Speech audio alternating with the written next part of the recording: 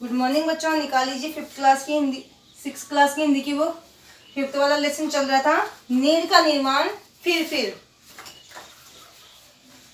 हमारा क्वेश्चन चल रहा था निम्नलिखित पंक्तियों के सरलाट कीजिए। पहला हमने कंप्लीट कर लिया था। दूसरा देखिए, बोल आशा के विहंगम किस जगह तुम जा छिपा। बोल आशा के विहंगम मतलब आशा रूपी पक्षी जो मनुष्य के अंदर बैठा हुआ है वह कहाँ छिपा हुआ है। यह कवि कह रहे हैं, हे आशा रूपी विहंगम, आशा रूपी पक्षी तू कहाँ छिपा बैठा है, जो गगन पर चढ़ उठाता गर्व से निज वक्ष फिर जो आकाश में, जिस प्रकार आकाश में पक्षी गर्व से उड़ता फिरता है और अपनी नीड़ का निर्माण करने के लिए तिनका तिनका इकट्ठा करता है।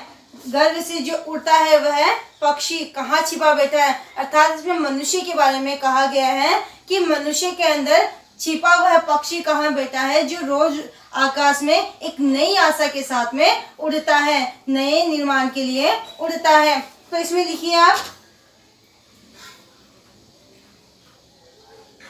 कवि कहते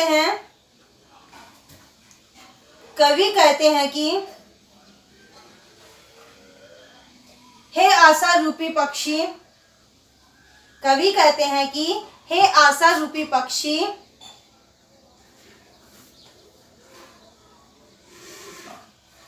तू कहाँ छिपा बैठा है। हे आशा रूपी पक्षी तू कहाँ छिपा बैठा है।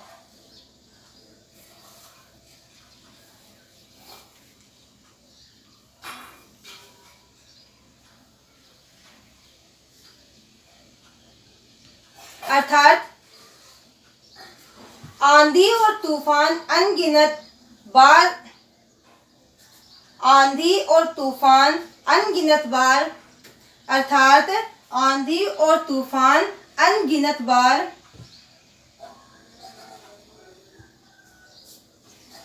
पक्षियों के घोंसलों को नष्ट कर देते हैं, पक्षियों के घोंसलों को नष्ट कर देते हैं,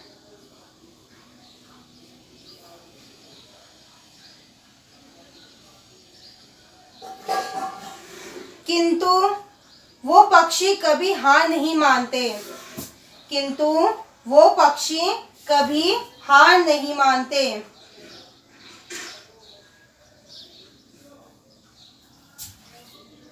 बार बार अपना घोंसला बनाते रहते हैं,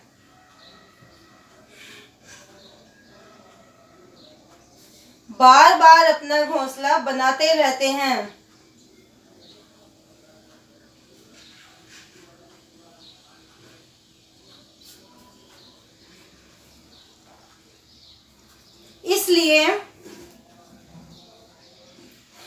इसलिए कवि मनुष्य को कह रहा है, कवि मनुष्य को कह रहा है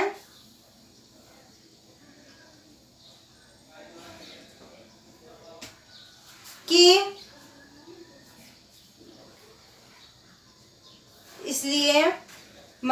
कवि मनुष्य को कह रहा है कि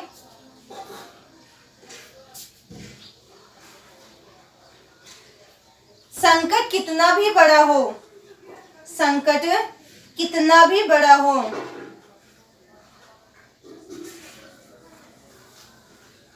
निर्माण की प्रक्रिया दोबारा शुरू की जा सकती है,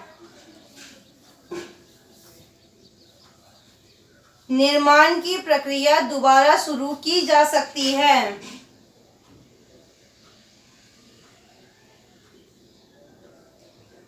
मनुष्य को आशावान बने रहना चाहिए, मनुष्य को आशावान बने रहना चाहिए, उस पक्षी की तरह ही बने रहना चाहिए।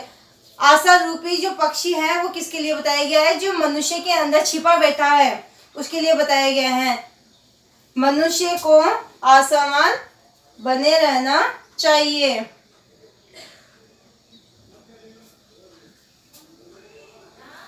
जिस प्रकार आकाश में पक्षी,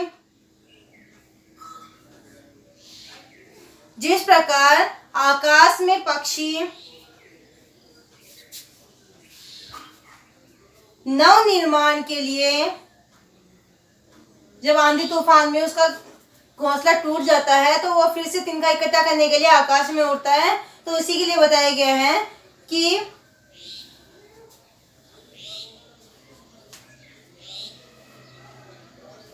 नवनिर्माण के लिए, जिस प्रकार आकाश में पक्षी नवनिर्माण के लिए गर्व से उड़ता है, गर्व से उड़ता है,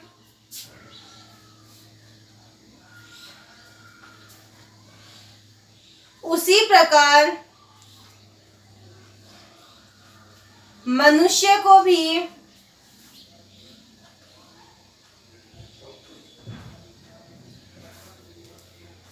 फिर से उठकर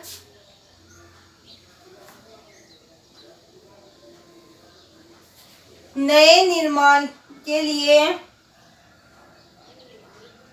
तत्पर होना चाहिए।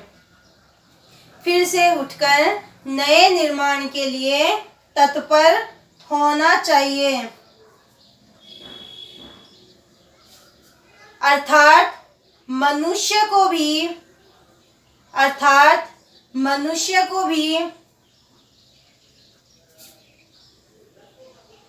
उसी पक्षी की तरह बार बार कोशिश करते रहना चाहिए, बार बार कोशिश करते रहना चाहिए। तो कवि कहना चाह रहा है कि कितनी भी विपरीत स्थिति आ जाए, कितना भी बड़ा संकट आ जाए, हमें उनका डटकर सामना करना चाहिए। यदि हमारा घर टूटता है, हमारी कोई वस्तु टूटती है या आंधी तूफान की वजह से कुछ नुकसान होता है, तो उसकी भरपाई करने के लिए हमें फिर से आंधी तूफान रुकने के बाद में फिर से हमें तत्पर होकर कार्य करना चाहिए, नया निर्माण करते रहना चाहिए। हमें मन में आशा हमेशा बनाकर रखनी चाहिए। जिस प्रकार एक पक्षी घोंसला टूटने के बाद में फिर से उसको तैयार करने के लिए चलता है, जैसे आपको बताया गया एक मकड़ी होती है, मकड़ी क्या करती है, बार बार जाल को बनाती है, बार बार जाल बनाने की कोशिश करती है, कभी गिरती है, कभी उतरती है, कभी चढ़ती है और कभी गिरती है।